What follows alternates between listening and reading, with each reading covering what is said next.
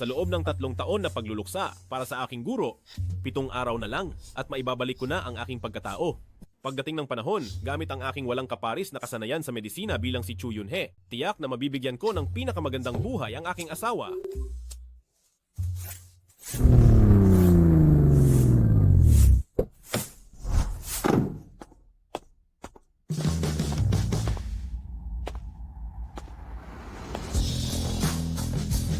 Zhao Yaner ng pamilya Zhao sa Jiangcheng. Nagpupugay po ako sa inyo, banal na manggagamot, Chu. Pamilya Zhou ng Jiangcheng, ang nangungunang pamilya sa Jiangcheng. Nagkubli ako ng aking pagkakakilanlan sa Beicheng sa loob ng 3 taon. Kayo lang ang may kakayahang malaman ito. Ang aking nakatagong pagkatao. Banal na manggagamot, Chu. May malubhang sakit ang lolo ko. At hindi namin nakita ang tamang manggagamot. Ang iyo pong Tai Divine Needle Technique ay walang katulad sa buong mundo. Sa mundong ito, tanging ikaw lang ang makakapagligtas sa lolo ko. Banal na manggagamot, Chu. Basta't ihanda kang tulungan ang lolo ko. Ang pamilya Zhao, aalok ng bilyong piso bilang bayad. Nais po namin pakiusapan kayo. Banal na manggagamot, Chu. Natulungan kami. Bago mamatay ang aking guro, sinabi niya sa akin na hindi ako maaaring mag-practice ng medisina sa loob ng 3 taon. Hindi pa tapos ang oras, kaya hindi kita matutulungan. Kahit ang bilyong piso, hindi ka pa rin mapapakilos? Ang paggalang sa magulang ang pangunahin sa lahat. Ang bilyong piso na iyan? Paano nga hayaan kong masira ang 3 taon ng pagluluksa ko dahil lang diyan? Huwag na lang yang maliit na halaga mo. Kahit ibigay mo pa ang buong pamilya Zhu. Sa akin, hindi ko pa rin tatanggapin. Kung papayag ka lang na iligtas ang lolo ko, ang buong pamilya Zhao at ang bilyong piso ay tiyak na ibibigay. Hindi ba't sinabi ko na? Kahit ibigay mo pa sa akin ang buong pamilya Zhou. Maliban sa buong pamilya Zhao na mapupunta sa pangalan ni Banal na manggagamot, Chu. Ako si Zhao Yaner. Handa rin akong ialay ang sarili ko. Iaalay ang sarili mo? Hindi. May asawa na ako. May misis ako. Si Banal na manggagamot, Chu, ay isang Diyos na may pambihirang galing sa medisina. Basta't ihanda kang tulungan ang lolo ko. Ako, handa akong maging iyong konfidante na walang formal na titulo. Konfidante? Gusto mo pang maging kasintahan ng walang formal na titulo? Ang babaeng kasintahan? Gusto mo pa rin maging walang opisyal na titulo? Opo. Ako ay laging malinis at tapat. Pinanatili ko ang aking sarili na lubos na dalisay. Binibini.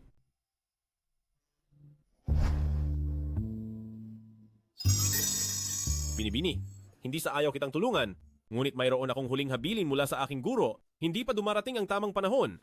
Talagang hindi kita matutulungan ngayon. Kung gayon, paano ko ba kayo mapapakilos para tumulong? Pagkalipas ng 7 araw, bubuo na ng 3 taon. Sa panahong iyon, tiyak na gagamutin ko ang lolo mo. Mabuti naman. Hinihiling ko sa inyo, Dr. Chu. Tanggapin ang bayad na ito. Hindi ko tinatanggap ang gantimpala ng walang ginagawa. Ang perang ito, ibalik mo muna sa iyo kapag nagaling ko na ang lolo mo. Ayos lang natanggapin ko na sa iyo. Sige po. Dr. Chu, ang sinabi ni Yaner, tiyak na tutuparin. Mayroon akong token dito ng pamilya Zhao. Sa hinaharap, kung mayroon kayong anumang problema, ipakita lamang ang token na ito at tiyak na malulutas ang problema.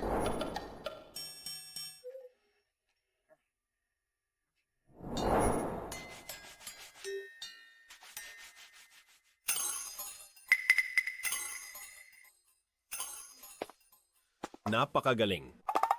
Ang 3 taong palugit ay sa wakas natapos na.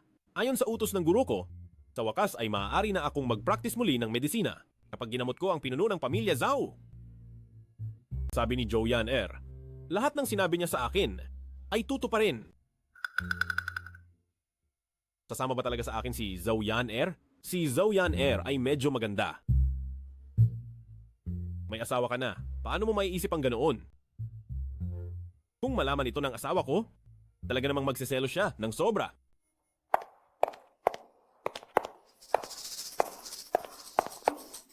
Mahal? Mahal? Bakit amoy alak ka? Uminom ka na naman ba? Kung uminom man ako o hindi, ano bang pakialam mo? Asawa ko! Anong nangyayari sa'yo? Tingnan mo ang sarili mo. Ikaw na isang malaking lalaki. Anong klaseng itsura iyan? 3 taon na tayong kasal.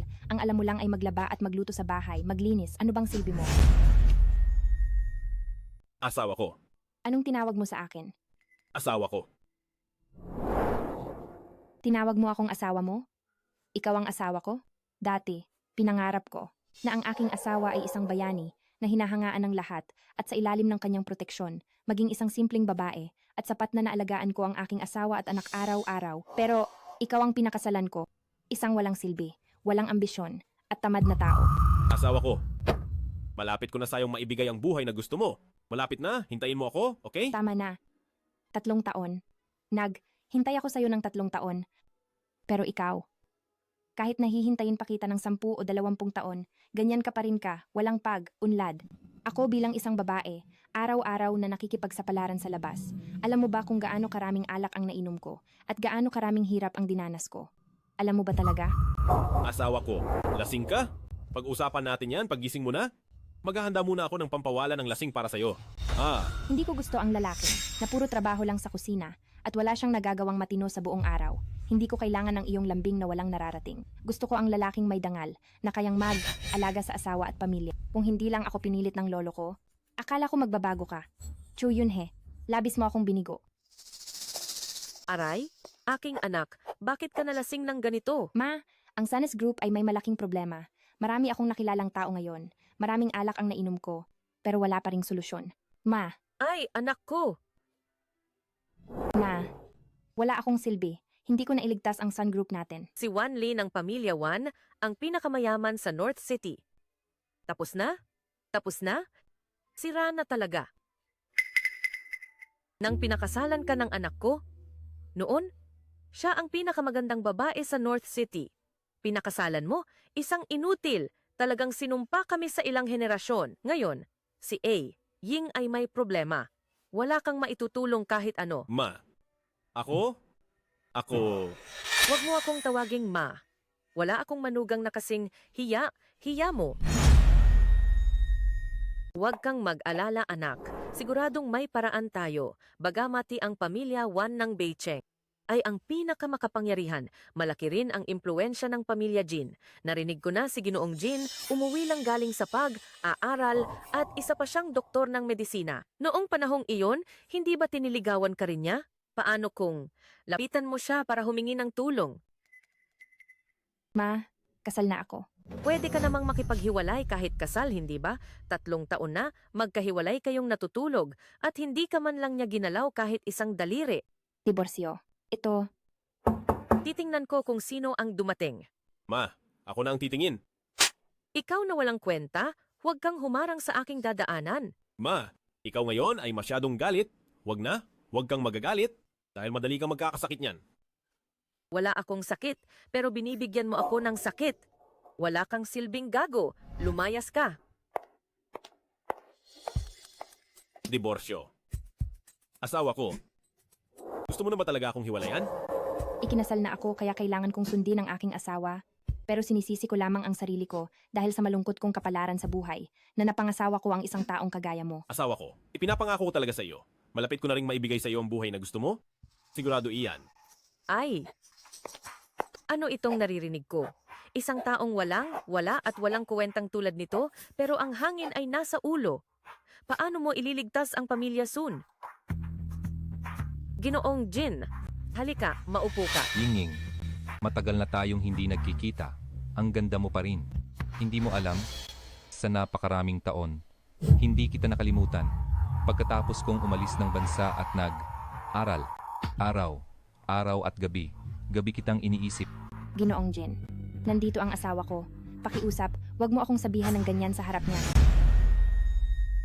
Ang asawa mo, narinig ko na ang lahat mula sa iyong tiya. Kasal kayo ng 3 taon ni hindi ninyo nagawang maghawak kamay. Ang ganyang walang kwentang lalaki, hindi karapat, dapat maging asawa ng pinakamagandang babae sa Beicheng. Ying, alam kong plano ng Pamilya Wan na bilhin ang Sun Corporation. Bigyan mo ako ng pagkakataon. Aalagaan ko ang Sun Corporation at sisiguraduhin kong uunlad ito at ipadarama ko rin sa iyo ang pagmamahal ng isang lalaki. Jinchao, nababaliw ka na. Nangangahas kang umasinta sa aking asawa. Bitawan mo. Ikaw ay isang walang silbing hayop. Paano mo nagawang saktan ang batang Panginoong ito? Chu Yunhe, bitawan mo siya. Kilala mo ba kung sino si Binatang Jin para kalabanin mo? Asawa ko, kaya kong lutasin ang krisis ng Sun Group, kailangan ko lang tumawag. Manahimik ka. Iniisip mo ba talagang may halaga ka? Che, ni hindi mo nga kayang tumingin sa sariling salamin para makita ang sarili mo. Sasabihin mong isang tawag lang, malulutas mo na. Sino ka sa tingin mo? Hiwalayan mo na ang anak ko, ngayon din. Ma, hindi ko hihiwalayan si Yunhe. Anak, ang walang kuwentang lalaking ito, pinakasalan ka ng 3 taon, maliban sa pagiging asawang, lalaking, nasa, bahay, wala siyang ibang silbi. Binatang Jean, siya ay napakagwapo at kahanga, maunlad na pamilya, isa pa siyang doktor ng medisina, pakasal ka kay Binatang Jean, iligtas pamilya soon. Ma, isipin mo na lang na masama ang kapalaran ng iyong anak. Ikaw, napakawalang hiyamong anak. Ang Sun Group, ito ang pinagpaguran ng namatay mong ama habang buhay. Kung masisira lang ito sa mga kamay mo, paano ako haharap sa kanya pagdating ng panahon? Anong mukha ang ihaharap ko sa kanya? Anak, ikaw, pinapatay mo ako. Ma, Ma, Saklolo, ma, tulungan niyo ako. Ginoong Jin. Ikaw ay isang doktor ng medisina na nagtapos sa ibang bansa. Tulungan mo akong tingnan kung anong nangyari sa aking ina. Sa ngayon, wala pa akong nakikitang diagnosis. Hindi ko alam kung anong sitwasyon, mabuting dalhin na natin siya agad sa ospital. ang atin pong nanay ay sobrang init ng atay at bigla na lang siyang inatake. Kahit na iniluwa niya ang masamang dugo, ito ay isang magandang bagay kaya hindi na niya kailangang dalhin sa emergency room ng ospital. Sumuka na ng dugo ang tita, pero ayaw mo pa ring dalhin sa emergency room? Ikaw na manugang na wala? Ano bang binabalak mo? Ako ay isang tradisyonal na manggagamot. Ngayong nailabas na niya ang masamang dugo, maghahanda na lang ako ng ilang gamot at aayusin ang kanyang kalusugan sa loob ng ilang araw. Kung dadalhin siya sa ICU para sa emergency, aabot sa libong piso ang operasyon. Alam ko na kung ano ang nangyayari. Ikaw na walang kuwentang manugang, wala ka lang talagang pambayad. Tama na. Huwag na kayong mag-away. Sundin na lang natin ang payo ni Ginoong Jin. Bilisan na nating dalhin si nanay sa ospital. Hindi niya nga alam kung anong sakit. Asawa ko, hayaan mo akong mag-acupuncture sa ating nanay at gigising siya. Acupuncture, ano yan? Sa panahon ngayon, may tao pa ba talagang nag-aaral ng tradisyonal na gamutan at acupuncture? Ang kultura ng lungsod Jiang ay minana sa loob ng 5,000 taon. Ang tradisyonal na medisina ay napakayaman at napakalalim. Paano ka makakaintindi niyan? Ikaw na sumasamba sa dayuhang kultura. Paano mo maiintindihan? Ang tradisyonal na gamutan, nagkukubli lang yan sa mahiwagang paliwanag, puno ng misteryo, wala namang basehang siyentipiko. Ang kayang gamutin ng kanluraning medisina, kayang gamutin din ng tradisyonal. Ang hindi kayang gamutin ng kanluraning medisina, mas lalo pang kayang gamutin ng tradisyonal. Yinging, ako ay isang doktor ng medisina. Itong walang kwentang manugang, saan niya kaya natutunan ang ganyang pamamaraan? Sa kanya ka ba maniniwala o sa akin? Yunhe, maasahan pa ba kita? Mahal? Manalig ka sa akin? Sige. Kung gayon, tatawag ako ng ambulansya. Sige.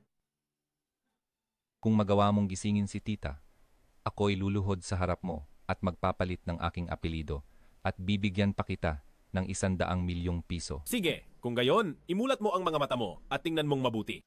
Ang hiwaga ng tradisyonal na medisina.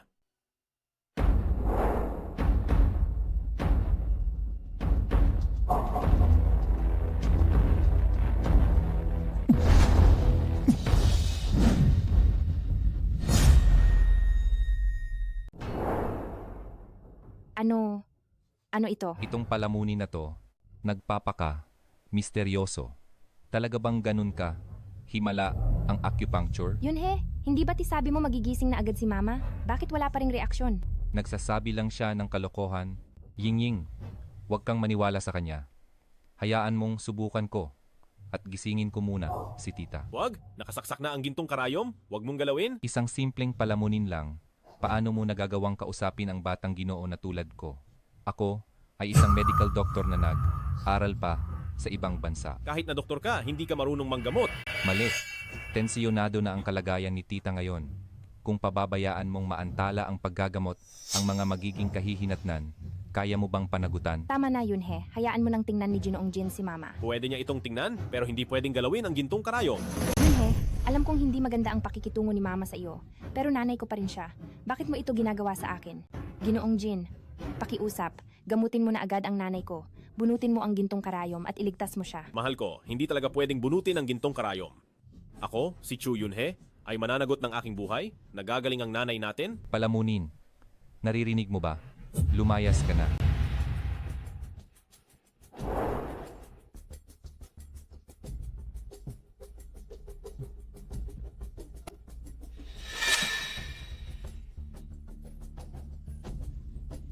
Ma, gising ka na. Kumusta ang pakiramdam mo ngayon? Kanina, masikip at masakit ang dibdib ko, pero mas gumagaan na ngayon. Wala na. Kita mo, mas malakas ang Western medicine kaysa sa traditional Chinese medicine. Mas mahusay. Ang nanay ko ay gumaling dahil sa aking golden needle technique. Wala itong kinalaman sa'yo. Kawalang, hiyaan. Ikaw ang nagpagaling, ikaw na manugang ng pamilyang San. Mukhang gusto mo pang patayin ang amo mo kanina. Kung hindi ako, matagal nang pinatay ng ginawa mo si Tita. Nagsisinungaling ka. Chu Yunhe, lumaki na ang iyong loob. Balak mong patayin ang amo mo at naglakas, loob ka pang sabihin na ang isang medical doctor ay hindi na mas mahusay sa iyo na tagapangalaga ng bahay. Ma, nagkakamali ka talaga. Bakit ka ba ganyan? Walang paningin sa totoo. Ang lakas ng loob mo para ganyanin mo akong kausapin. Ikaw na palamunin. Wala namang kakayahan, pero malaki ang kayabangan.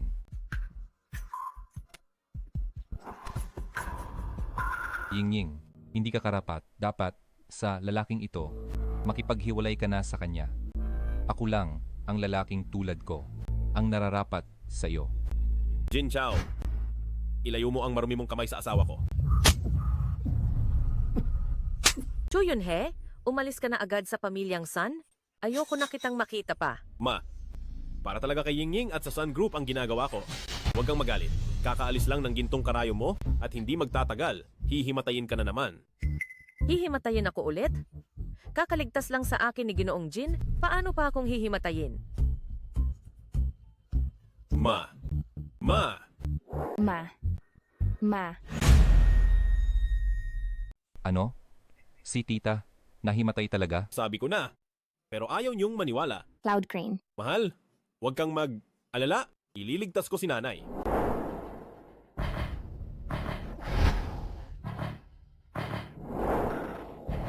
Kahit ako na may degree sa medisina, hindi magagaling si Tita, ikaw na walang kwentang nanggaling sa labas. Ying-ying, dalhin na natin si Tita sa ospital.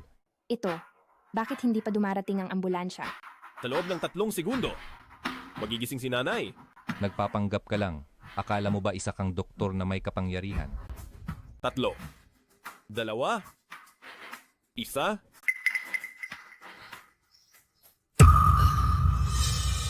Kanina, bigla akong nahilo, wala akong malay.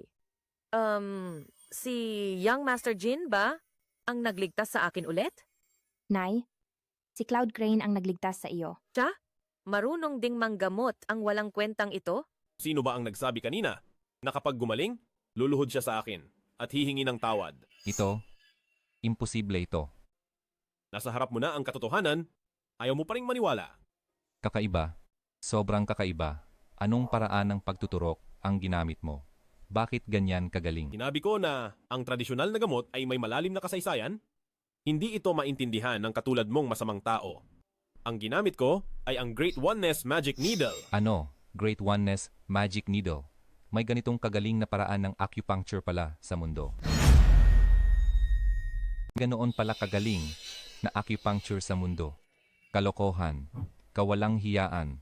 Nagpapalaki ka lang ng kwento. Kanina, sumuka ng dugo ang tita. Kaya dapat, nagising na siya agad. Oo, sigurado, nagkataon lang na tumama ka. Oo, iyon talaga ang nangyari. Ikaw na walang alam sa tunay na halaga. Ano man ang sabihin mo, gising na ang nanay ko ngayon.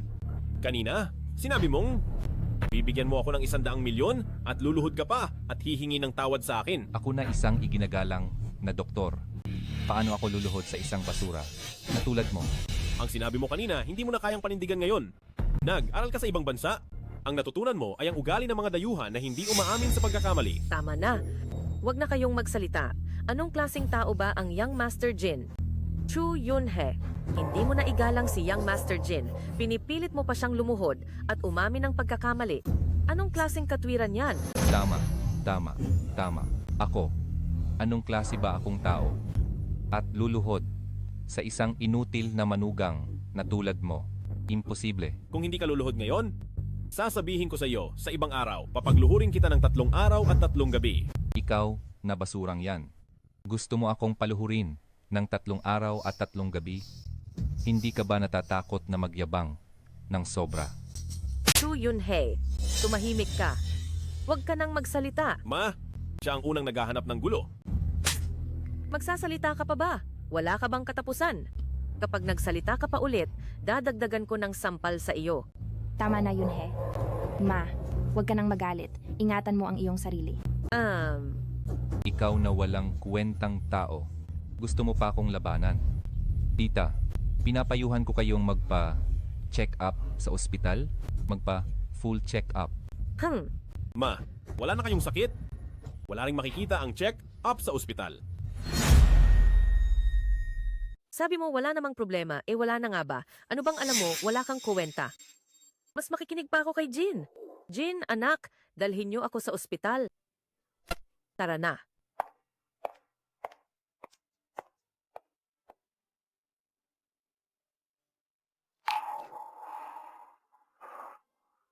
Salamat sa iyo.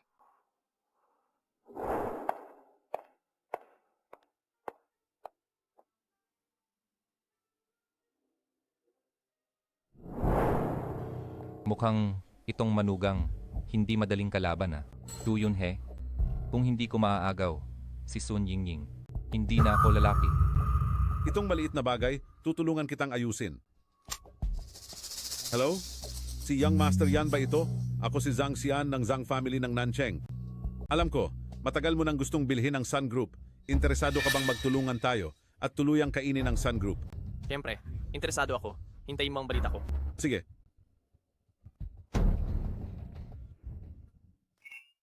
Tatlong taon na kaming kasal?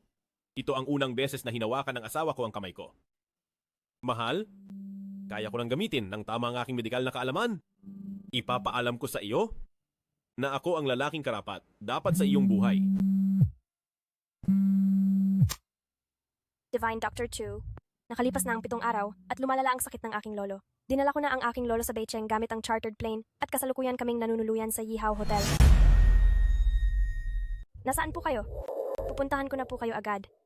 Ang lolo ko po ay nawalan na ng malay, kaya hindi na po pwedeng magpatumpik. Tumpik pa. Nasa bahay ako, sunduin mo na ako. Sige po, papunta na po ako agad. Pakiusap po, hintayin niyo po ako sa labas. Teka lang, sa oras na ito, barado ang lahat ng daan sa North City. Ang kalsada mula sa Yihao Hotel, ang pinakabara. Kahit magmaneho ka pa, aabutin ka ng kalahating oras sa pinakamaiksi. Ito, ayos lang po, may paraan po ako. Ganyan na ba kalaki ang kapangyarihan ng pamilya Joe na may paraan kang mawala ang traffic sa North City? Malalaman niyo po mamaya. Mukhang ang pamilya Zhou ang numero 1 pamilya ng Jiangcheng. Talagang ang may kakayahan.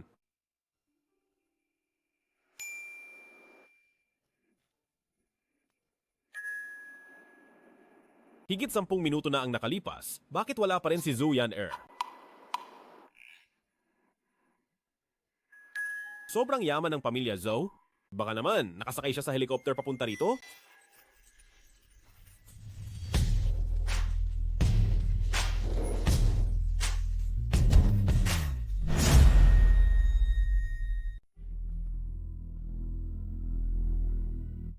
Dr. Chu, sumakay ka na. Hindi yata. Akala ko helicopter ang gagamitin mo para sunduin ako. Ang pagpapalipad ng helicopter sa itaas ng syudad ay nangangailangan ng maagang permit. Maigsi ang oras, wala na tayong panahon. Sige na nga. Pero, ang astig ng motorsiklo na ito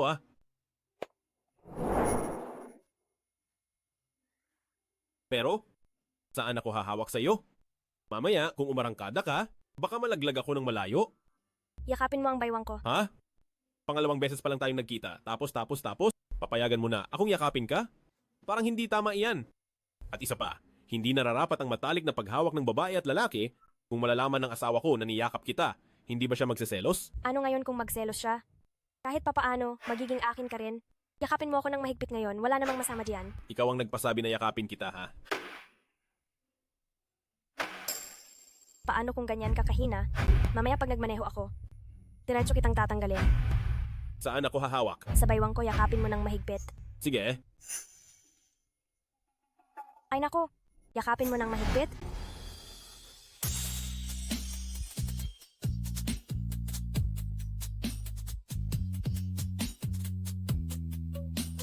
umuupo ng maayos. Tara na, Ang nakaupo na ako. ang luwag ng pagyakap mo. Mamaya pag break ako, diretso kitang tatanggalin. Ha? Hindi pa ba mahigpit ang pagyakap ko? At saka, hindi rin ako nangangahas na yakapin ka ng sobrang higpit. Ano nang kinakatakutan mo? Sinabi ko na sa iyo, basta mapagaling mo ang lolo ko. Lahat ng pag-aari ng pamilyang Zhao ay magiging sayo, pati ako ay sayo. Hoy, itigil mo na yung topic na yan. Sinabi ko na sa iyo, may asawa ako. Ano bang kinakatakutan mo diyan? Tiyak na magiging akin ka rin balang araw. Kung yayakapin mo ako ngayon, ano pa bang problema? Magiging iyo ako balang araw? Hindi ako? Huwag kang magsalita ng ganyan. Hindi ako? Kung hindi, bakit ang bilis ng tibok ng puso mo? Tara na, aalis na tayo.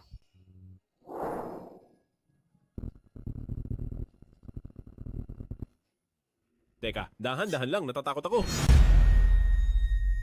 Ama, talagang ulol ka na. Ang pamilya Zhao, bilang pinakamalaking pamilya sa Jiangcheng, ay mayaman at kasing yaman ng isang bansa. Paano ito maibibigay sa isang babae? Si Yoyan, ay walang iba, kundi isang babae. Paanong ang isang walang buwang at mababaw na tao ay makakayanan ang lahat ng ito para sa pamilya Zhao? Ama, bakit sa kanya mo ibinibigay ang pamilya Zhao at hindi sa akin? Ako pa rin ang iyong pangalawang anak at ako ang lalaking miyembro ng pamilya Zhou. Ama, tiyak na nalilito ka dahil sa iyong malubhang karamdaman, kaya mo pinayagan ang babaeng ito, si Zhou Yan, na pamahalaan ang pamilya Zhou. Ang ganyang pagkakamali, hindi ko papayagang mangyari. Sa aking mga kamay, lamang uunlad at sisikat ang pamilya Zhou. Sino yan? Ako po ito, Boss Joe. Pumasok ka. Pagbati, Boss Joe. Bakit dinala ni Zhou Yan, ang pinuno ng pamilya sa Beicheng? Nalaman mo na ba? Boss Joe, nalaman ko na po. Dinala ni Joyan ang pinuno ng pamilya Joe sa Beicheng para ipagamot sa isang divine doctor na may apelyidong Chu. Ang aking ama ay malapit ng mamatay. Lahat ng sikat na doktor ay nagsabing hindi siya aabot ng 3 araw. Sino itong si Chu na naglalakas? Loob tawagin ang sarili niyang divine doctor. Iyon. Ang Chu na iyon ay napakahiwaga. Wala po akong kakayahan. Wala kang silbi. Ano ang pakinabang ko sa iyo? Umalis ka.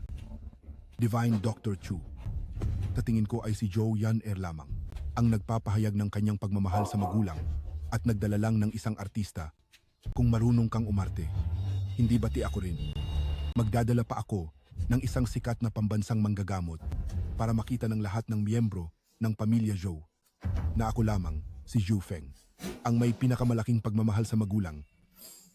Zhou Yaner, malubha ang sakit ng lolo. Sa halip na maglingkod ka sa tabi ng lolo, saan ka pumunta? Sino siya? Tito, ang sakit ni Lolo, hindi na magaling ng pinaka-autoridad ng mga doktor sa bansa, kaya talagang sobra na akong nag-aalala, kaya naman inanyayahan ko si Dr. Chu.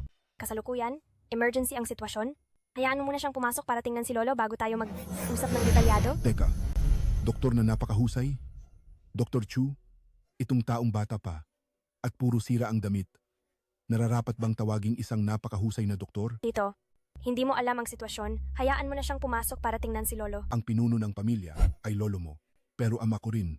Iyon ba, ayaw kong iligtas ang sarili kong ama? Bukod pa rito, inanyayahan ko na ang pambansang doktor ng Jiang Province, si Hua Changqing, para pumunta at gamutin siya. Ang bagay na ito, huwag ka nang makialam. Yan hindi sa sinasabi ko ito. Kahit na umarkila ka ng artista, dapat umarkila ka ng mas may edad para mas madaling lokohin ang mga tao. Hindi ba? Ano nang sinasabi mo? Wala. Itong lalaking ito ay walang kuwentang doktor. Palayasin mo na siya sa isang tabi. Miss Zhou, pumasok ka muna at tingnan mo si Lolo. Kung hindi siya kayang gamutin ng doktor sa loob, ako na ang papasok para gamutin. Pero, kung huli na ang lahat, Huwag kang mag-alala. Hanggat may isang hininga pa, kaya ko siyang iligtas. Ang mga kakaibang bagay ay nangyayari taon, pero ngayong taon ay talagang marami. Isang maliit na binata, isang hamak na tagabukid, naglakas, loob pang sabihin na kaya niyang iligtas. Kahit isang hininga na lang ang natitira. Hindi mo ba tinitingnan ang hitsura mo? Ang banda ka nagmukhang isang doktor. Ang kasanayan sa medisina ay hindi nakasalalay sa edad. Umalis na tayo.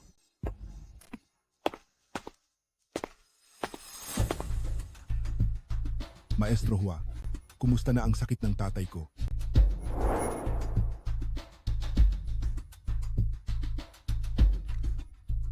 Ang myocardial infarction ni Patriarka Zhao ay talagang napakalala na. Ngunit sa isang tusok ng aking milagrosong karayom, mapapahaba ko pa ang buhay niya ng 1 buwan. Ibig sabihin, 1 buwan na lang? Si Hua Changqing, mismo ang gagawa nito. Tutulungan kong panatilihing buhay ang lolo mo sa loob ng 1 buwan. Mayroon pa bang hindi ka nasiyahan? Paano naman pagkatapos ng 1 buwan? Kapag wala na siyang lakas, kahit na ang Diyos pa ang dumating, hindi na siya maliligtas. Hindi maaari iyon. Divine Dr. Chu, pakiusap, mag-isip ka ng paraan. At tingnan mo ang kalagayan ng lolo ko. Sinong Divine Dr. Chu? Sa mundong ito, mayroon pa bang mas nakakaintindi sa sining ng acupuncture kaysa sa akin? Katawa, tawa. Talagang katawa, tawa. Kung magagamot ba siya o hindi, malalaman sa isang tingin.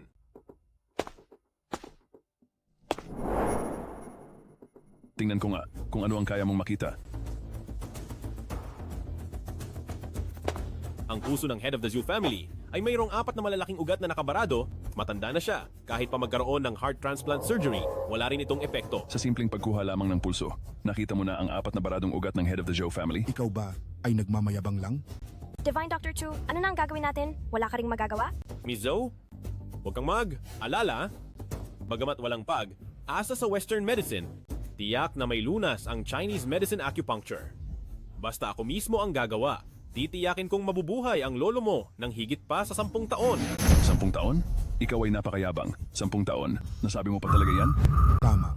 Lahat ng sikat na doktor sa bansa ay nagsabing hindi na mabubuhay ang tatay ko ng higit sa 7 araw, pero naglakas. Loob kang sabihin na mabubuhay pa ang tatay ko ng 10 taon. Ikaw ay isang hamak na walang silbi. Sino ka ba? Miss Zhu, siguro, siya ba ang doktor na inanyayahan ni Zhao Feng? Huwag kang bastos. Siya ang pambihirang pambansang manggagamot na kinuha ko sa halagang 50 milyong piso, si Hua Changqing, si Lolo Hua. Ikaw na walang alam na bata, sa harap ni Lolo Hua, may lakas ka pa ng loob na magmayabang. Ako na matanda? Si Hua Changqing. Si Lolo Hua pala? Paumanhin sa aking kawalang galang? Paumanhin. Alam mo nang si Lolo Hua siya, bakit hindi mo pa siya luhuran at batiin? Kayo sa tradisyonal na Chinese medicine, hindi ba kayo ay talagang masunurin sa pagkakabuklod ng guro at henerasyon?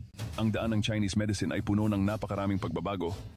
Itong batang kapatid, bagamat bata pa, hindi naman nangangahulugan na hindi siya magaling sa panggagamot, di ba? Tama po kayo, Lolo Hua. Talagang malawak ang isip ni Lolo Hua. Hindi tulad ng iba. 50 taon na akong aaral ng acupuncture. 50 taon. Habang lumalalim ang kaalaman, mas lalo kong nararamdaman na ang sining ng acupuncture ay lubhang mahirap. Mahirap. Lubhang napakahirap talaga. Mayroon si Lolo Hua ng Divine Needle of Returning Life. Gayunpaman, ay siya ay mapagpakumbaba. Talagang pambihira. Divine Needle of Returning Life. Ang teknik na iyan ay sapat lang, ngunit para gamutin ang sakit ng family head Zhou, hindi ito gagana. Manahimik ka. Ikaw, ang taong nagpapanggap, naglakas, loob kang tuligsain ang rejuvenating needle technique ni Hua Lao. Mukhang hindi mo alam ang reputasyon ni Hua Lao. Si Hua Lao, 50 taon pa lamang, itinuring ng henyo ng tradisyonal na Chinese medicine.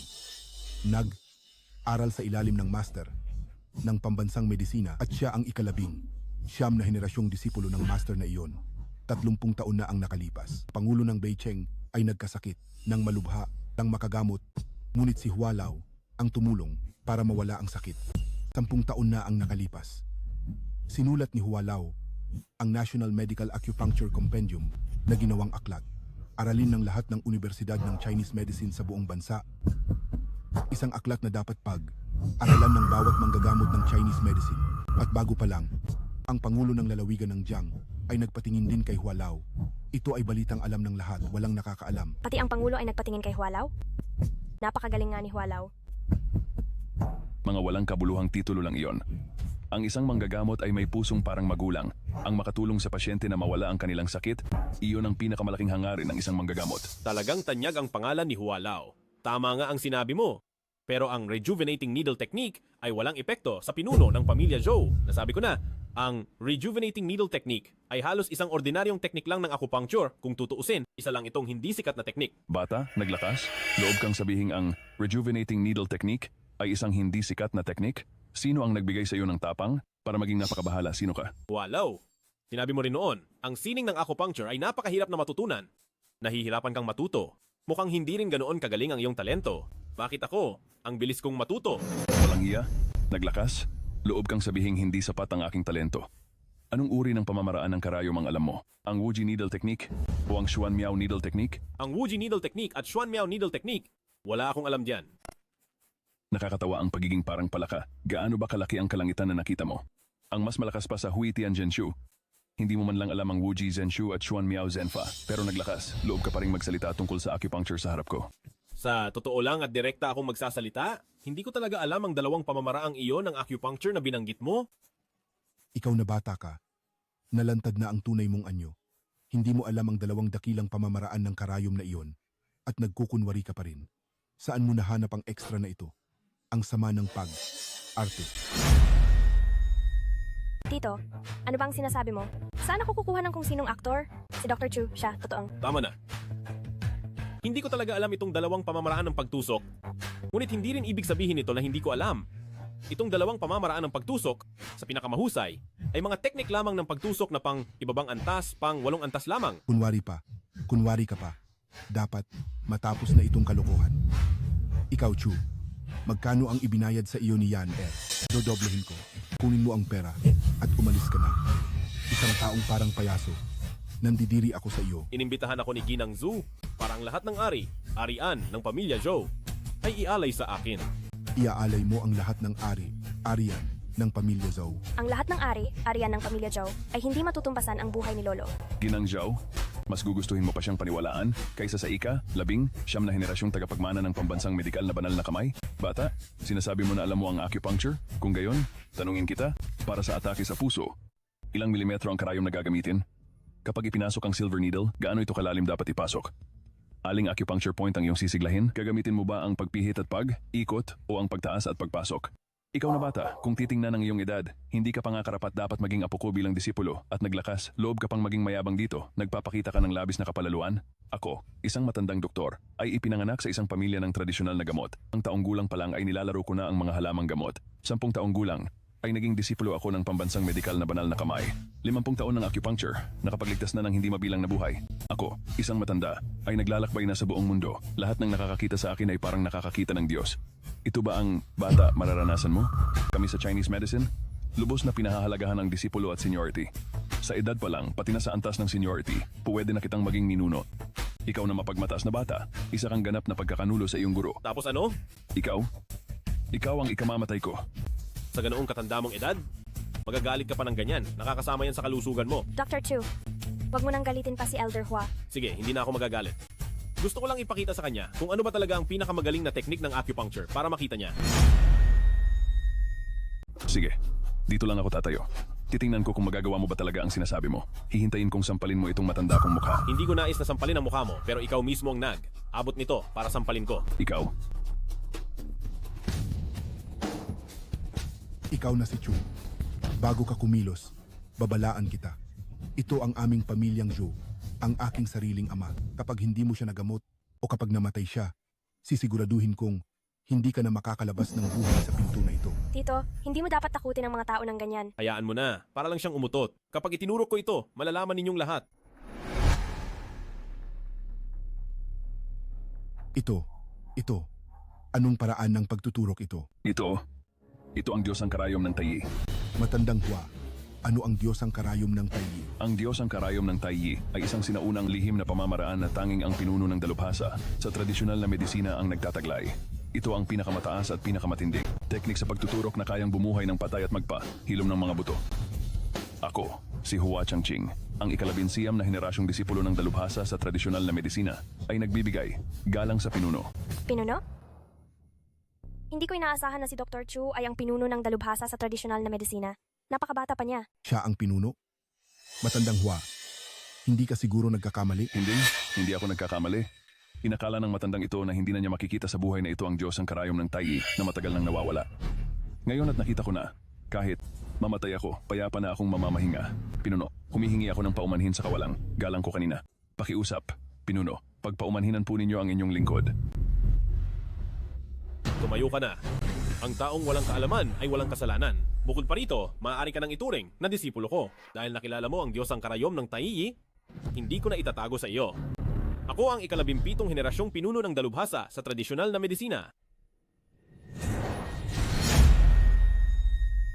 Changqing, paggalang sa ating master. Changqing ay karapat, dapat mamatay. Sinabi ko na sa iyo na hindi kita sinisisi. Ngayon, gagamutin ko na ang Zoo Patriarch, kaya kailangan kong ibigay ang aking buong makakaya. Opo. Hindi ko talaga inasahan na si Elder Hua pala ang apo sa tuhod ni Divine Dr. Chu. Miss Zhou, gumaling na ang sakit ng Zhao Patriarch. Gumaling na? Ito, gumaling na kaagad?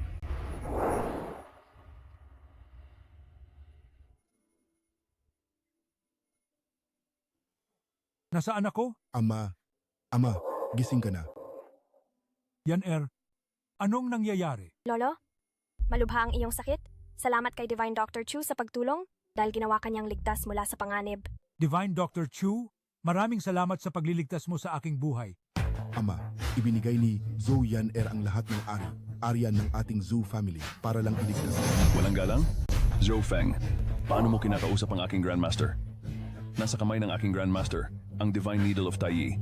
Kahit ang inyong Zhou family pa ang pinakamalaking pamilya sa buong bansa, ano pa rin ang halaga ninyo? Kung wala ng buhay, gaano man karaming pera, gaano man kalaking kapangyarihan. May, enjoy mo pa ba? Inialay sa akin ni Miss Zhou ang lahat ng arian ng inyong Zhou family. Pero hindi ko naman sinabing tatanggapin ko. Masyadong malaki ang negosyo ng Zhao family, tinatamad akong pangasiwaan. Ang Zhou family, kailangan pa ring pamahalaan ng mga tao mula sa Zhou family. Tama ang sinabi ng matandang ito. Gaano man karaming pera, gaano man kalaking kapangyarihan. Kung wala ng buhay, lahat ay para lang usok sa hangin, ilusyon at walang kabuluhan. Ang pera ay kayang kitain ulit, pero ang buhay ay isa lang. Ang laki ng utang na loob ko sa pagligtas ninyo sa buhay ko ay hindi matutumbasan ng salapi. Zhou Jia Zhu, ang salita ninyo ay sapat na. Iyan ay sapat na. Susunod, bibigyan ko kayo ng reseta. Kumuha lang kayo ng 2 cycle ng gamutan at sinisiguro ko na mabubuhay kayo ng 10 taon ng malusog. Kahit pa dumating si Yan Wang, hindi niya kayo kayang kunin. Ang reseta, ipinadala ko na sa cellphone ninyo. Sundin mo lang ang pag-inom ng gamot. Napagaling ko na ang sakit ni Zhou Jia Zhu. Kaya aalis na ako. Master, ihahatid ko na lang kayo. Yan tulungan mo akong ihatid si Divine Dr. Chu. Opo, Divine Dr. Chu. Sige po. Ikaw, kamakailan lang, mukhang may babaeng nakukuha ka na may sakit. Kaya mariin kong inirekomenda na magpatingin ka sa ospital. Magpapatingin sa ospital? Bakit? Bahala kang maniwala o hindi, yan ang katotohanan. Master. Changqing, I will consult you again later. I will be taking my leave first. Sige, bumalik ka na muna.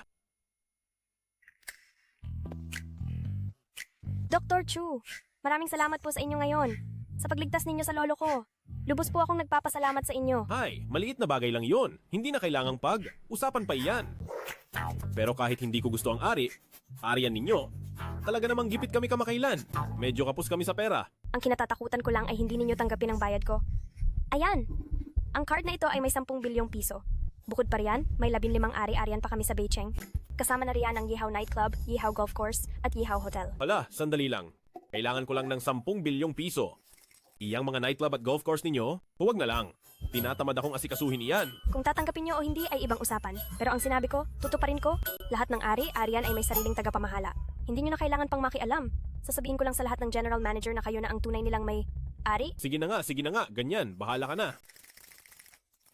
Kailan nyo naman ako papakasalan, Dr. Chu? Ano? Papakasalan kita talaga? Ang sinabi ko, tutuparin ko. Ipinangako ko na sa inyo iyon dati. Pwede akong maging inyong pinakamatalik na kasintahan. Wag, iyan! Uy, wag ka namang magbiro sa akin. Kahit babae ako, mahalaga sa akin ang pangako. At alam ko ang kahalagahan ng pagtupad sa aking salita. Hindi ako nagbibiro sa inyo. Hindi na kailangan ng bonggang kasalan. Hindi na kailangan ng inuman at handaan. Hindi na rin kailangan ng dote o bahay. Basta gusto niyo akong pakasalan? Ako? Buong puso akong magpapakasal sa inyo. Pero may asawa ako. Alam mo naman iyon. Alam ko. Kaya, ayos lang kahit hindi mo ako bigyan ng titulo. Modernong lipunan na ngayon, sino pa ba ang may asawa pero may kasunod pa ring magandang babae? Wala akong pakialam. Gusto ko pa rin sumama sa iyo. Sasabog na talaga ang ulo ko. Kapag nalaman ito ng asawa ko, hindi ko alam kung kakatayin niya ako gamit ang kutsilyo. Kapag kinaltukan ka ng ate, luluhod ako sa harap mo para ako muna ang kaltukan niya. Diyos ko, gusto mo ba talagang maging ganito? Hindi ko na alam kung ano ang dapat kong sabihin. Akin ka habang nabubuhay. Sa kamatayan, akin ka pa rin. Mabuhay man o mamatay, gusto kong makasama ka. Ang lalaki ay ang langit ng babae. Mula ngayon, ikaw na ang langit ko. Ano mang sabihin mo, susundin ko. Ay, teka.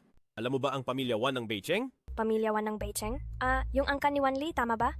May impluensya sila sa Beicheng, pero sa harap ng pamilya Zhao, hindi sila kasing laki ng langgam. Ano, ginalit ka ba ng pamilya Wan? Uutusan ko agad na bunutin ang pamilya Wan mula sa ugat. Ay, napakaganda niyan. Pero, huwag muna tayong magmadali sa bagay na yan. Hayaang magyabang muna ng husto ang pamilya Wan sa loob ng ilang araw. Ako kasi, kapag gumagawa ng bagay, gusto ko yung dahan, dapat mahinhin ang galaw, pero bawat tama, malalim, yung direktang tumatama sa buhay. Mahal, ano bang sinasabi mo? Parang hindi maintindihan ni Yaner, pero parang naintindihan din. Anong ibig mong sabihin? Mahal, sabi mo gusto mo yung dahan, mahinhin ang galaw, pero malalim at nakamamatay. Oo, anong problema doon? Huwag kang isip ng masama. Wala akong iniisip na ganyang bagay. Kung ano man ang gawin ni Mahal kay Yaner, gusto yan ni Yaner. Tinawag mo akong mahal? Oo. Mula ngayon, tatawagin kitang mahal. Huwag ka nang tumawag. Nakakapangilabot na. Mahal, hindi mo pa sinasabi ginalit ka ba talaga ng pamilya Wan? Kasi, balak bilhin ng pamilya Wan ang Sun Group ng asawa ko nitong mga nakaraang araw. Dahil sa bagay na ito, ang asawa ko ay halos hindi na kumakain at natutulog, pumayat na siya. Ang pamilya Wan na yan, nangangahas na galitin ng ate ko. Huwag kang alala, asawa ko, basta tumawag ka lang. Kaya nating itapak sa ilalim ng paa ang Wan Jia anumang oras. Mabuti, hayaang silang kusa mismong tumalon sa bitag. Ang gwapo mo, Mahal. Ayan na, pakiusap, huwag mo akong tawaging asawa. Sige, asawa ko. Aalis na ako. Teka lang, Mahal, hintayin mo ako, ihahatid kita.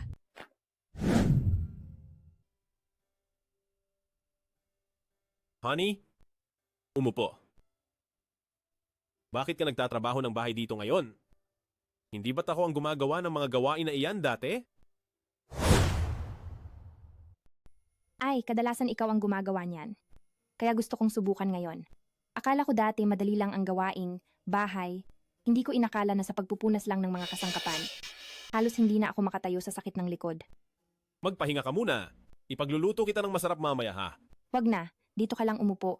Samahan mo ako, usap tayo. Asawa ko. Mukhang may kakaiba sa'yo ngayon. 3 taon na tayong kasal. Palagi kong gustong maging sandigan kita. Gusto kong ikaw ang maging tagapagtanggol ko laban sa mga pagsubok at problema. Pero ngayon ko lang nalaman habang naglilinis ako. Nang sumasakit na ang likod ko sa pagod, naunawaan ko. Ang totoo, ang asawa, parehong bahagi ng pamilya. Hindi mo na kailangang lumabas para lang magtrabaho at suportahan ako. Ang kaya mong ayusin ang lahat sa bahay ng maayos ay napakaganda na rin. Asawa ko? Talaga bang ganyan ang iniisip mo? Oo. Patawad. Dati, akala ko palagi mas magaling ako sa iyo, pero ang totoo, tuwing uuwi ako nakakakain ako ng mainit na pagkain, tuwing lalabas ako, nakakasuot ako ng maayos na damit, sa mga nakaraang taon, sa iyo ako palaging umaasa. Salamat. Asawa ko? Bakit ka nagpapasalamat? Asawa mo ako. Asawa mo ako eh. Nga pala. Anong lulutuin mo para sa akin ngayon? Ngayon lulutuin ko ang paborito ng asawa ko, ang sweet and sour spare ribs. Ang galing. Anong magaling? Ang mga walang silbing lalaki na tulad niyan, marunong lang magluto ng ilang putahe. Iyon lang. Anong maganda doon? Ang atin namang Sun Group ay nakararanas ng ganito kalaking panganib. Ano ang dapat nating gawin? Ma, wag ka nang mag-alala. May naisip na akong paraan. Nagdesisyon akong auction ng Sun Group. Hindi ko talaga hahayaang magtagumpay ang waning na iyon. Kasalanan yan.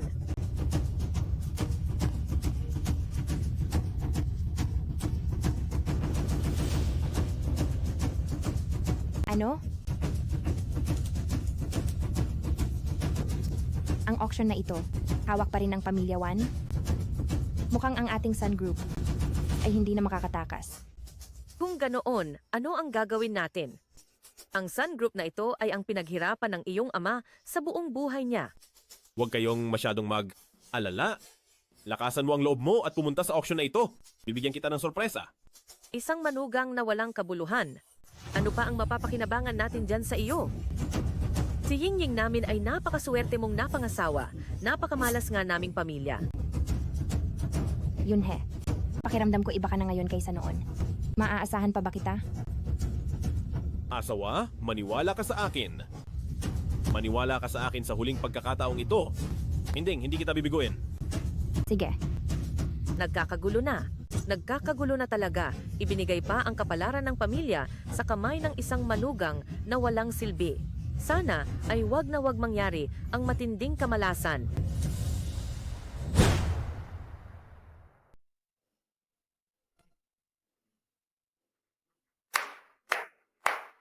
Ang galing mo talaga, Young Master One. Ang ganda ng tira mo. Iba talaga ang pakiramdam kapag sa Yeehaw Golf Course naglalaro. Wala akong gana maglaro sa ibang lugar. Kasama na rito ang Supreme Auction. Sa pagkakataong ito, dito rin gaganapin. Siyempre, ito ay pag-aari ng pamilya Zhou, ang nangungunang pamilya sa Jiangcheng na matatagpuan sa aming Beicheng. Ang golf course at ang kagamitan ay ang pinakamahusay sa buong mundo. Ang pangarap ko sa buhay ay sana ang pamilya Wan. Sa ilalim ng pamumuno ko, ay umabot sa ikasampu ng lakas ng pamilya Zhou. Pero masyado yatang malaki ang layunin na yon at hindi ko maisip na mangyayari. Talagang mataas ang ambisyon mo, Young Master One. Ang pamilya Zhou ay sikat at napakayaman. Hindi kami makakapantay na maliliit na pamilya lamang. Pero may pambihirang talento ka, Young Master One.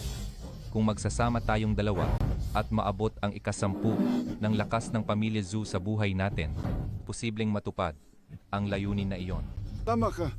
Kapag nagsama tayong dalawa, walang makakatalo sa atin sa buong Beisho. Pagkatapos natin kainin ang buong Sun Corporation, mas lalaki pa ang lakas natin. Handa na ba ang mga bagay para sa Supreme Auction? Wala namang magiging problema dyan, hindi ba? Huwag kang mag-alala. Kailangan pa ba akong mag-alala? Ako, si Wan Li, sa mga ginagawa ko. Matagal ko nang inayos ang mga bagay para sa Supreme Auction. Ilang pamilya lang ang maglalakas. Loob na dumalo, kaya mapapasa akin ang Sun Corporation sa pinakamababang presyo. Ilang tao lang ang maglalakas, loob na dumalo. Napakahusay niyan. Ngunit sa looban ko, pakiramdam ko, ay may kakaiba. Bakit naman kakaiba? Noong araw na iyon, sa bahay ng mga Sun, ang walang kwentang manugang na iyon, sa harap ng napakalaking problema mula sa ating dalawang pamilya, mukhang hindi man lang siya nag-alala. Sa tingin mo, siya ba? Natatakot ka ba na ang parasite na yon ay mayroong nakatagong plano o alas? O nagpapanggap lang na mahina para makalamang? Napakakalmado ng kanyang ipinakita. Mukhang hindi siya nagkukunwari.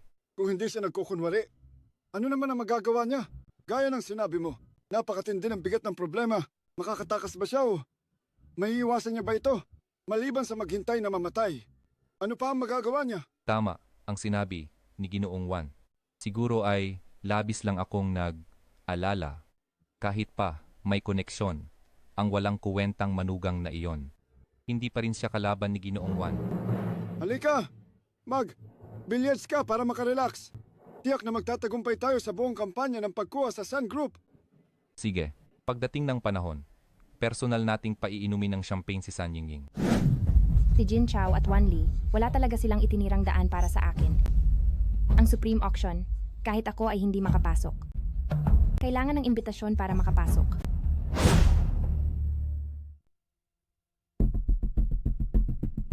Patawad po. Ito ay ang Yeehaw Golf Course. Hindi po kayo pwedeng pumasok ng walang pahintulot. Ako ang presidente ng Sun Group. Dito gaganapin ang auction ngayon. Ang kumpanya ko ang IA, auction. Bakit hindi ako makakapasok? Kung gayon, may invitation card po ba kayo? Invitation card? Nakalimutan kong dalhin. Papadalhan ko na lang kayo mamaya ng ipinadala ng isang tao. Hindi po pwedeng pumasok ng walang invitation card. Oy, sino yan? Bakit naharangan sa labas? Jin Chao, ang baboy ninyo ni Wan Li. Bakit pati ako hindi makapasok sa auction? Oo nga, ganyan ako, baboy. Anong magagawa mo sa akin? Ngayon, kahit ang kumpanyang pinaghirapan ng tatay mo, hindi mo alam kung paano ito na auction. Hindi mo rin alam kung sino ang bumili nito. Walang hiya ka talaga. Baboy, walang hiya. Pwede bang magpalit ka ng mga bagong salitang ugat?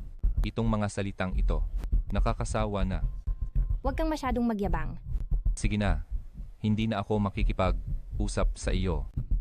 Kapag natapos ang auction, sasabihin ko sa iyo kung sino ang bumili sa Sun Group sa panahong iyon. Kung tutulungan mo akong bukas ng champagne kasama si Young Master 1, baka tulungan kitang magpakiusap. Hindi ko kailangan ang kabaitan mo. Hindi kailangan ang kabaitan ko? Sige. Security, ang babaeng ito ay walang imbitasyon. Palabasin niyo siya.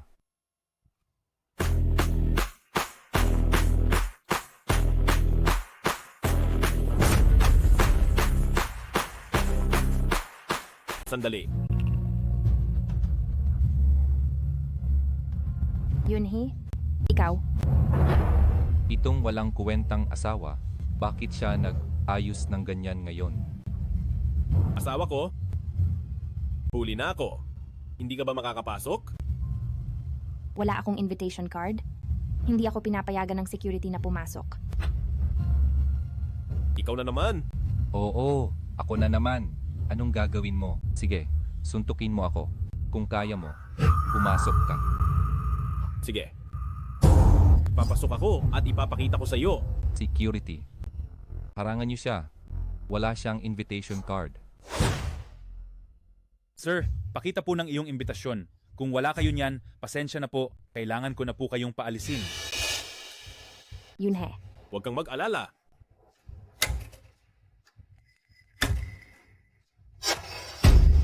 Isa pala itong mahalagang Supreme Card. Maligayang pagdating po, mahal na panauhin. Security. Bakit mo siya pinapasok? May imbitasyon ako. Sabi mo kanina, kung kaya kong pumasok, pumasok ako. Ngayon, nakatayo ako sa harap mo. Ano na ang masasabi mo ngayon? May tapang ka pala. Yunhee, talaga palang nakakuha ka ng imbitasyon para sa Supreme Auction. Akala ko, Bakit?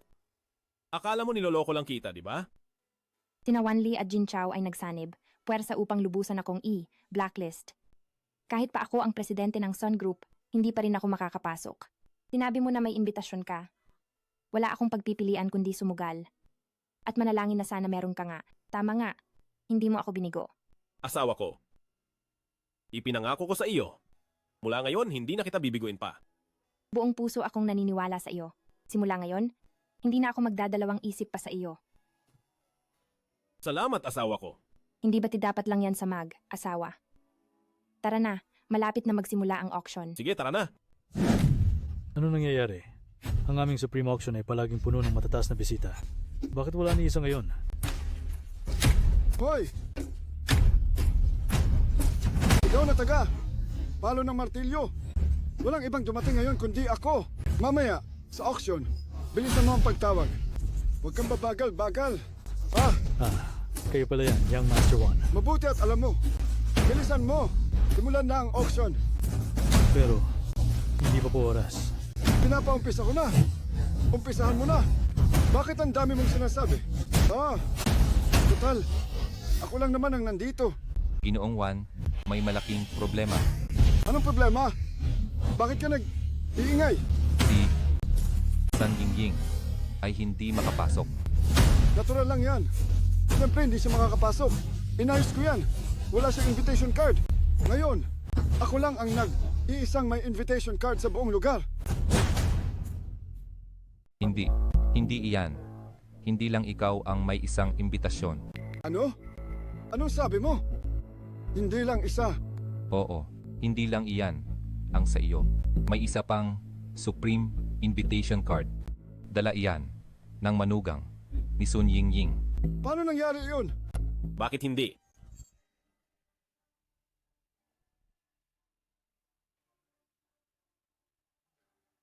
Paano ka nagkaroon ng Supreme Invitation Card? May kinalaman ba iyan sa iyo? Baka ninakaw mo lang, ano? Jin Chao, may nagnakaw dati. Ikaw ba iyon? Wanli, siguraduhin mong bantayan mo ng maigi ang iyong telepono at pitaka. May record iyang si Jin Chao. Huwag kang magkalat ng kasinungalingan, punyeta. Hayaan mo na, Jin Chao. Anong saysay ng pakikipagtalo sa kanya tungkol sa mga bagay na ito?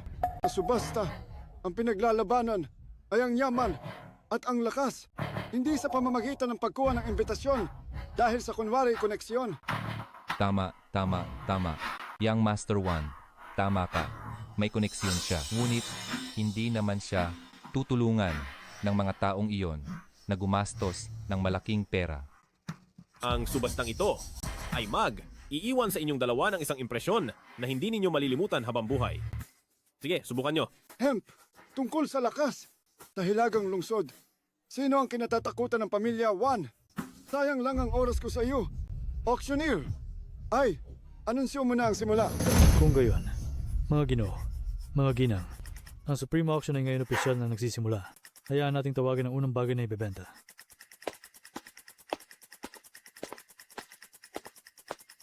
Ito ay isang imahe ni Guanyin noong dinastiyang Ming. Nahukay ito sa malalim na libingan. Isang siglo na ang nakalipas. Noong nakaraan, ito ay isang libingang gamit ng isang prinsipe noong sinaunang dinastiyang Ming. Binili ng isang mayamang negosyante sa ibang bansa. Ngayon, pagkatapos ng 100 taon, sa wakas ay nakabalik na naman sa ating Jiangcheng ang panimulang presyo. 30 milyong yuan. Ang bawat pagtaas ng bid ay walang limitasyon. Kung gayon, magsimula na. Isang bagay na nagkakahalaga lamang ng 30 milyon. May lakas pa ng loob na dalhin dito sa Supreme Auction para bid. Hoy, house husband, ito na siguro ang bagay na pinakamalaki mong tsansang makuha.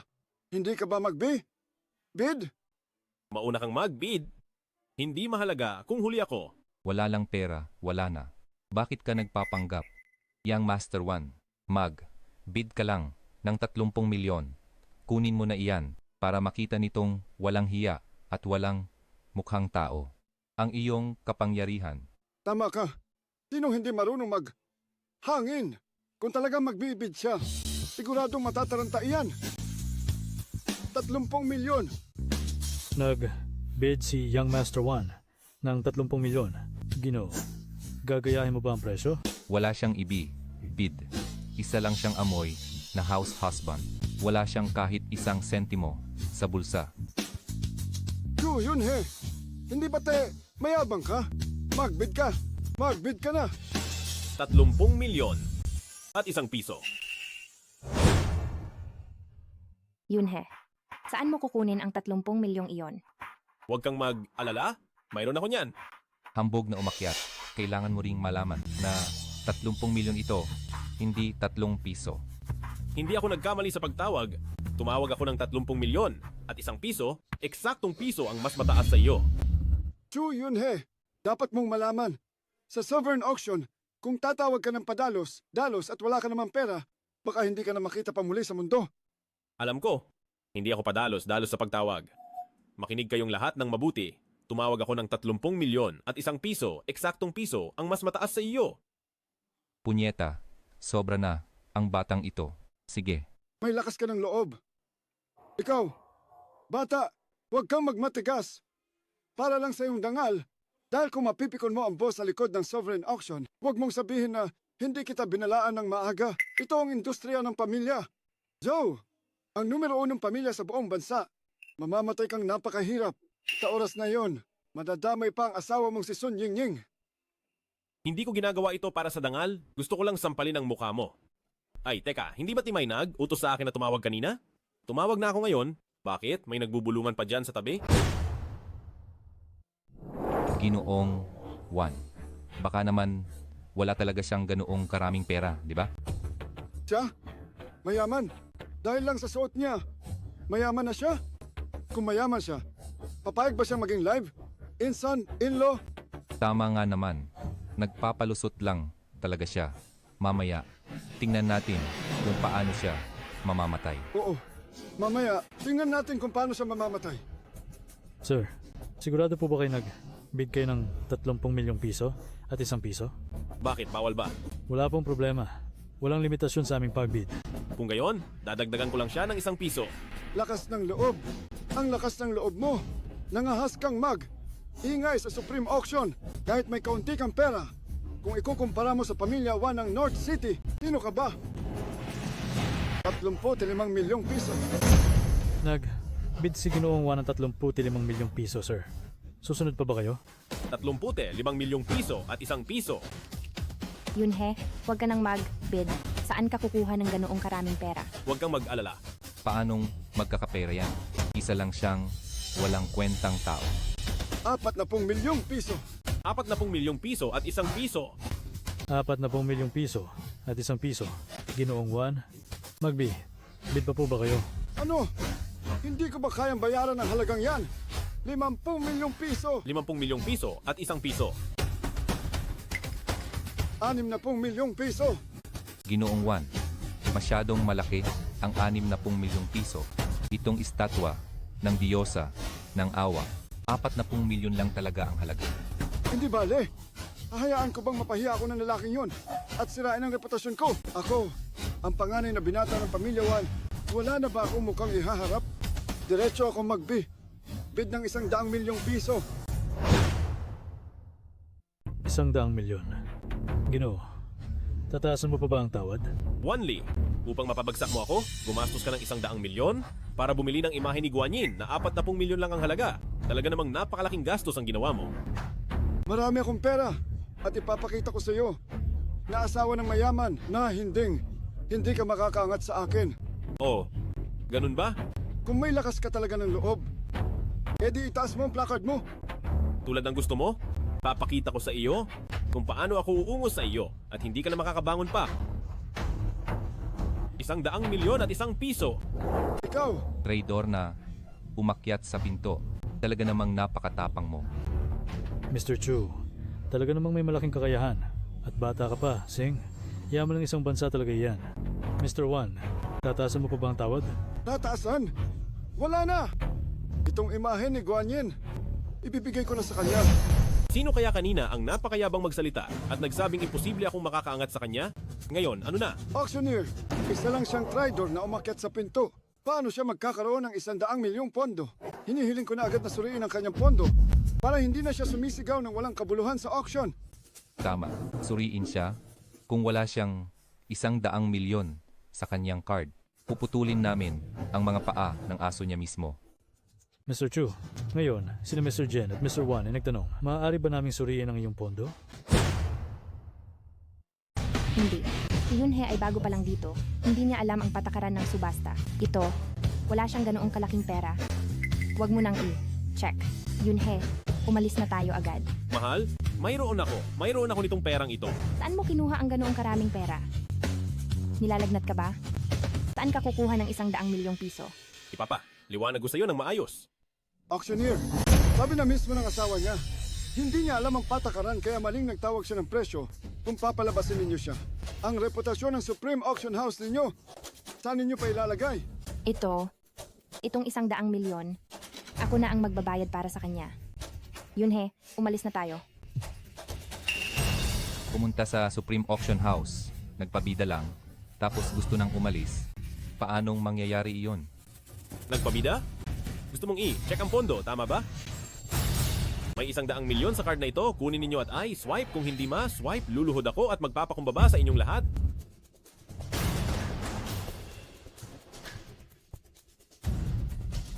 Young Master One, tingnan mo itong manugang. Nagsisimula ng managinip ng gising. Talagang hindi hihinto hanggat hindi nakikita ang kabaong. Ginoong Chu, Kaka, check ko lang. Wala pong problema ang pondo ninyo. Talagang kaya ninyong maglabas ng 100 milyon. Ano? Kayo, hindi ba kayo nagkamali? Isa lang siyang live. Insan, makakakuha siya ng 100 milyon. Mga Ginoo, kaming sa Supreme Auction House ay imposibleng magkamali. Ang item na ito ay napunta sa ginoong ito. Narinig nyo? Ngayon, kayong dalawa na. Ano pa ang sasabihin ninyo? Ito, imposible ito. Wala itong katuturan. Ngayon, ipakita na natin ang susunod na item. Ang panahon ni Qianlong, ang Emperor Jade Green Bangle na isinuot ng banal na Empress Dowager. Ang panimulang presyo ay 100 milyon. Ang panimulang halaga ay walang limitasyon. Maaari na kayong mag-bid. 110 million. 110 million and 1. Ikaw na masangsang, anong klasing kalokohan ba ito? Mag-bid ka lang, pero palagi ka lang nagdaragdag ng ganyan kaliit. Gusto kong bid kung magkano ang gusto ko? Bakit mo pa pinakikialaman yan? Magdaragdag lang ako ng 1 barya bawat oras? Kung kaya mo, hayaang si Wanli ang bid. 200 million, 200 million and 1. 300 million. 300 million and 1. Hoy, Chu! Sinasadya mo bang kalabanin ang binata kong ito? Bakit? Ngayon mo lang nalaman. May lakas ka. Hindi na ako sasabay pa. Naku, ang pinakabatang binata na si Wanli ng pamilyang number 1 sa Beicheng ay muli akong naunahan niya. Nakakaawa talaga. Nakakatawa. Ikaw, Yang Master 1, sobrang yabang niya. Mag, bid ka, talo mo siya. ang bagay na ito ay nagkakahalaga lang ng 200 million. Kung aabot ng 300 million, baka mamaya hindi na siya sumabay. Hindi ba ako ang magiging talunan? Totoo iyan. Pero, hahayaan lang ba natin siyang umakyat sa aming ulo? Itong bagay na. Auction. Wala nang kaso kung makuha o hindi. Pero sa huli, ang pinakamahalaga ay ang pag-aari ng Sun Group. Ito. Kailangan kong makuha ito. 3 bilyon at 1 piso. Unang beses. 3 bilyon at 1 piso. Pangalawang beses. 3 bilyon at 1 piso. Pangatlong beses na. Nabenta na. Aking asawa, ano nga ba ang iyong palagay kung ibibigay ko itong bracelet sa ating ina? Gusto ko lang malaman, paano ka makakawala rito? Malalaman mo rin sa huli. Ngayon naman ang pinakamahalagang bahagi ng ating auction. Kapag aari ng Sun Group, ang panimulang presyo ay 20 bilyon. Ang bawat bid ay walang limitasyon. Mga Ginoo, mag-bid na kayo. 20 bilyon. 20 bilyon at 1 piso? Ikaw na walang kuwentang lalaki. Umalis ka na naman ba? Oh, nandito na naman ako. Ano? Nigasang ayon? Kagatin mo ako. Sa huli, sisirain ko ang bibig mo. Huwag kang magkunwari dito. Kung may pera ka, bid ka. Kung wala, manahimik ka. Wala kang karapatang magsalita rito. Ikaw, 30 bilyon. 30 bilyon at 1 piso. 50 bilyon. 50 bilyon at 1 piso. 100 bilyon. 100 bilyon at 1 piso. Hoy, Chu! Sinasadya mo ba akong kalabanin? Kung hindi mo ako pinatawad, hindi rin kita patatawarin. Dahil sa ginawa ninyo sa asawa ko noon, ipaparamdam ko sa inyo na hindi ninyo talaga malilimutan ang araw na ito. Ipaparamdam ko sa inyo na ang manugang na lalaki na ito ay ang magsasabi kung paano ko kayo tatapakan. Sige, matapang. Matapang ka. Ikaw na ang gumawa ng hakbang. hanggang 80 lang ang kaya ko. Sige, kung gayon, 180 bilyon. 180 bilyon. Yun he, hindi na tayo pwedeng mag-bid pa. Ito, sobrang dami na nito. Dati, maliit na halaga lang ang ginagastos para lang makakuha ng tinatawag na karangalan. Ngayon, kailangan na ng bilyon. Bilyong pondo. Ano? Lumabas na ang tunay na kulay mo? Alam ko na matagal na ang batang ito ay talagang nagpapanggap lang na maging mayaman. Bid si Young Master 1 ng 180 bilyon. Bid pa po ba kayo? Wala siyang binibid. Siya ay isa lamang, walang kwentang tao na pinoprotektahan ng babae. Asawa? Dati, lagi mong sinasabi na ikaw ang nagtatrabaho sa labas para magbigay, buhay sa pamilya. Ngayon, ako naman ang magpoprotekta sa iyo. Mag-aalok ako ng 200 bilyon. Ano? Sigurado ka bang aalok ka ng 200 bilyon? Oo, ako ay aalok ng 200 bilyon. May reklamo ka? Pwede mo iyang taasan pa. Ikaw na si Chu. Sigurado ka bang 200 bilyon ang iaalay mo? Bakit hindi ako magiging sigurado? Wanli, ikaw ang dakilang binata ng pinakaunang pamilya sa Beicheng, ang pamilyang Wan. Huwag mong sabihin, hindi mo kayang kumuha ng 200 bilyon? Paano natin hindi kayang bilhin ang 200 bilyon? Huwag ka nang masyadong magyabang diyan. Ito ang Supreme Auction. Kung may pera ka, mag-bid ka. Kung wala, lumayas ka. Huwag mong sirain ang araw ko. Jinchao, may pera ka pa ba? Suportahan mo ulit ako, Ginoo. Ang makuha ang Sun Group ay para sa atin. Ay isang napakahalagang bagay. Hindi natin hahayaang magtagumpay ang batang iyon. Ang 80 bilyon na ang aking limitasyon. Wala na talaga akong makukuha pang 20 bilyon.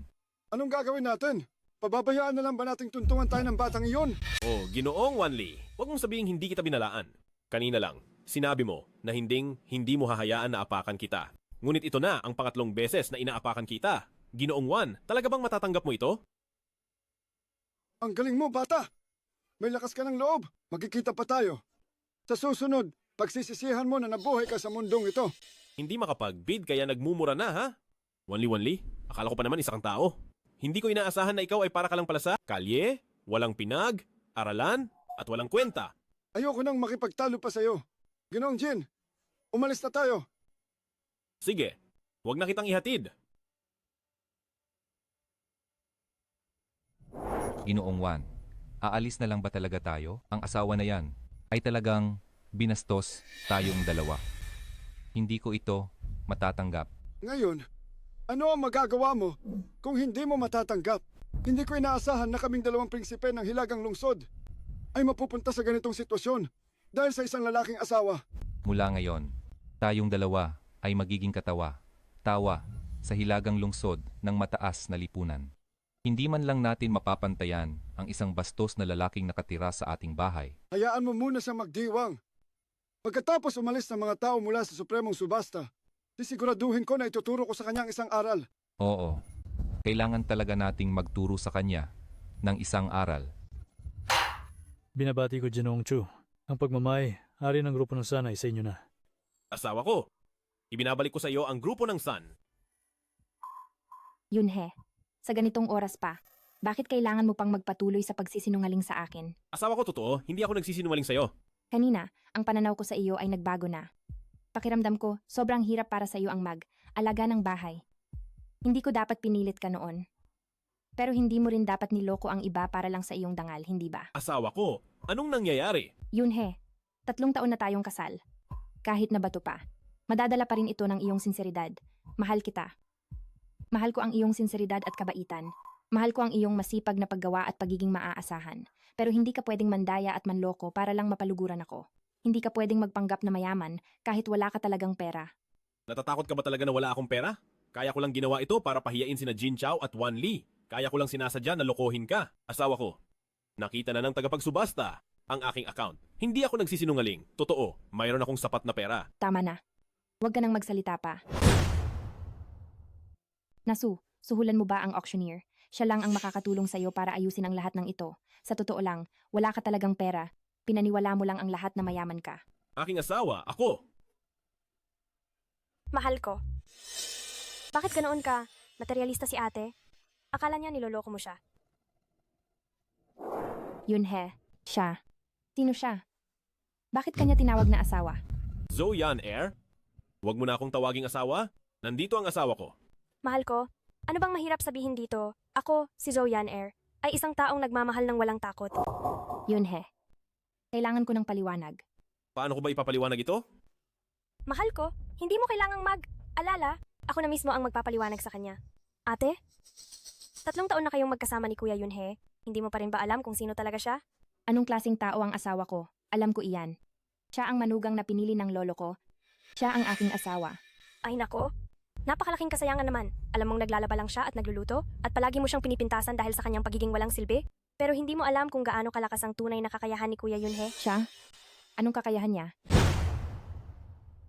Siya ang maestro ng sagradong medisina, ang pinakamahusay na dalubhasang doktor sa probinsya ng Jiang. Alam niya ang teknik ng ginintuang karayom ng Taiyi, kayang magbalik, buhay, at magpagaling ng matinding pinsala. Siya ba ay isang dalubhasang doktor? Sino ka ba talaga? Ako? Normal lang na hindi mo ako kilala. Dahil ang pamilya San mo sa Hilagang Lungsod ay hindi pa rin masasabing isang malaking pamilya. Ang pangalan ko ay Zhou Yan Air. Zhou Yan Air. Yunhe, siya rin ba ay inupahan mong artista? Mahal? Wala akong inupahang artista. Ate, mahal na mahal ka ni Kuya Yunhe. Kahit ako, si Zhou Yan Air, ay hindi na humihingi ng anumang formal na posisyon, makasama lang siya, ay tinanggihan niya pa rin ako. Talaga namang hindi ka marunong umintindi ng halaga. Bakit naman ako hindi marunong pumili? Ang asawa ko, alam na alam ko. Sige na Yunhe, sumama ka sa akin, umuwi na tayo at doon usap. Uuwi? Iniisip niyo pang umuwi? Ang amoy, bisita, artista lang pala ang hinanap niya. Kaya pala naglakas. Loob siyang maging mayabang kanina at naglakas, loob na alok ng 100 bilyong piso. Lahat pala ay peke. Ang manugang na ito ay talagang mapalad sa mga babae dahil siya ay nakahila ng dalawang napakagandang babae na nag-aagawan sa iyo. Ang amoy, bisitang ito. Guwapo lang naman ang mukha, hindi ba? Mamaya, babugbugin natin siya hanggang sa hindi na siya makilala ng kanyang sariling ina. Tama si Ginoong Jin. Sige, sugurin niyo siya. Baliin niyo ang mga binti ng manugang na iyan. Tigilan ninyo. Sa liwanag ng araw, gusto ba ninyong kontrolin ang lahat? Tama ka. Sa Beicheng, ako ang langit. Sa Beicheng, ako ang batas. Sige na, sugurin ninyo siya. Ngayon, tuturuan natin ng husto ang manugang na walang silbi kung paano maging tao. Anong gagawin mo? Anong ginagawa mo? Bitawan mo ako.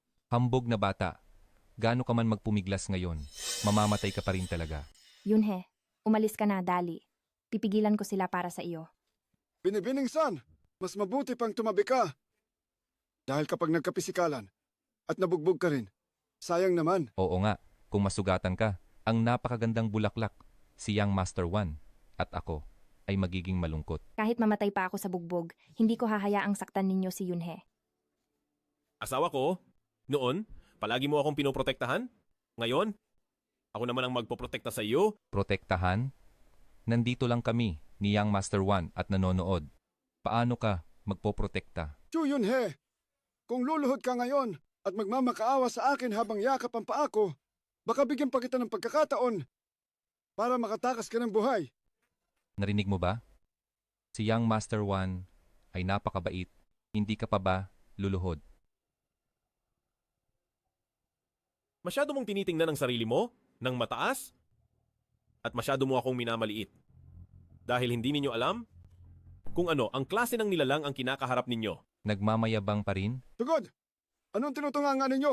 Pabaliin mo ang kanyang mga binti. Ano? Ano ito? Ito ba ay pangkukulam? Pangkukulam. Ito ay pangkukulam. Hindi ito pangkukulam. Ito ay ang Taiyi Golden Needle Technique. Marami pa kayong mga taong walang pinag, aralan na hindi alam, at marami pa iyon. Golden Master! Dali, tara na! Ako, hindi ako makagalaw. Hindi rin ako makagalaw. Napakalakas ng kanyang pangkukulam. Hindi ba sinabi ko na? Hindi ito pangkukulam. Ito ay ang Taiyi Golden Needle Technique. Mr. Chu! Alam ko na. Nagkamali ako. Patawad. Patawad? Isang simpleng patawad lang, ayos na ba iyan? Naniniwala ba kayo na kaya ko kayong gawing parang gulay at manatili sa ganitong posisyon habang buhay at hindi makagalaw? Naniniwala ako. Lubos akong naniniwala. Mr. Chu, huwag niyo po akong gawing parang gulay. Chu, patawad. Ako ang walang kakayahang kumilala sa iyo. Hindi ko alam na ganoon ka pala kagaling. Nakikiusap ako sa iyo ngayon. Palayain mo na ako. Ayoko nang maging ganito habang buhay. Huwag kang magmakaawa sa akin dito. Sa asawa ko ka magmakaawa. Yinging, patawarin mo ako. Hindi ko talaga dapat inabuso ang aking kapangyarihan. Nakikiusap ako sa iyo ngayon. Kausapin mo si Chu para sa akin. San, ako. Babayaran ko. Babayaran ko ng 10 bilyon. 10 bilyon. Kulang pa yan para sa asawa ko, magbayad pa kayo. Magbabayad ako ng 100 bilyon. 100 bilyon! Ako rin. Magbabayad ako ng 50 bilyon. Ang liit naman ng halagang yan. Hindi pa nga yan sapat para ipambili ng ilang damit ni Kuya Yunhe ko. Dagdagan pa ninyo ang inyong bayad. Wala na akong ganoong kalaki. Hindi ko naman siguro pwedeng ibenta ang Wansheng Group, di ba?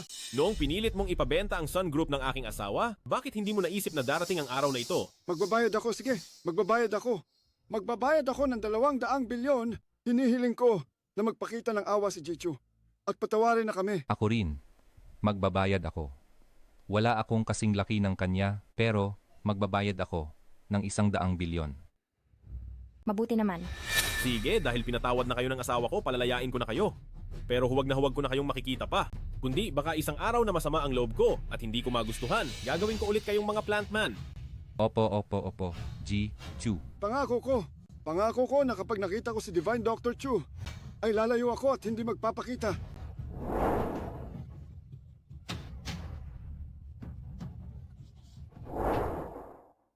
Wala na. Tapos na. Nakita ko si Divine Dr. Chu at naibigay ko ang lahat ng ari-arian ko. Kasalanan mo ito. Gusto mong kalabanin si Divine Dr. Chu. Ngayon, ayos na. Wala na kaming natira. Ako ang sinisisi mo? Hindi ba gusto mong sakupin ang Sun Group? Oo, ikaw ang may kasalanan. Dahil sa iyo, putang ina. Umalis ka sa harap ko. Ngayon, kahit ako na batang amo, hindi mo na binibigyang pansin. Hindi ba? Pareho tayong nawalan ng lahat ngayon. Ano ang pinagkaiba mo sa akin? Akala mo gaano ka kagaling? Hindi ba ginawa ka lang asong laruan ni Divine Dr. Chu? Kung hindi dahil sa iyo na naging dahilan ng kapahamakan ko, matagal na kitang sinuntok. Matagal na kitang kinaiinisan. Ano? Puta.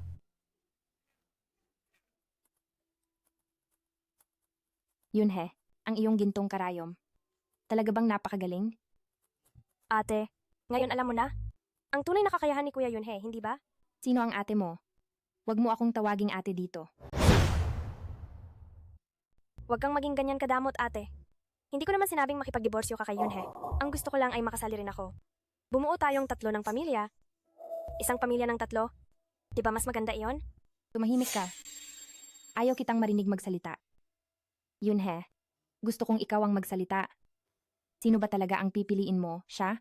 O ako? Mahal, siyempre ikaw ang pipiliin ko. Pipiliin ko si Yunhe. Mahal, huwag ka nang magalit. Babalik ako at kakausapin ko siya ng maayos. Umuwi na tayo, hindi ba? Wala akong pakialam kung nasaan si Yunhe. Doon din ako. Anak, kumusta? Sino ang bumili ng Sun Corporation natin? Ma? Sinasabi ko na huwag mo akong tawaging ma. Wala akong manugang na nakakahiya na tulad mo. Hindi ka man lang makatulong, maliban sa pagiging asawa na umaasa sa pera ng babae. Ano pa bang magagawa mo? Ma, ang krisis sa Sun Corporation, nalutas na. Ang kumpanya na iniwan ni Papa sa akin ay akin pa rin.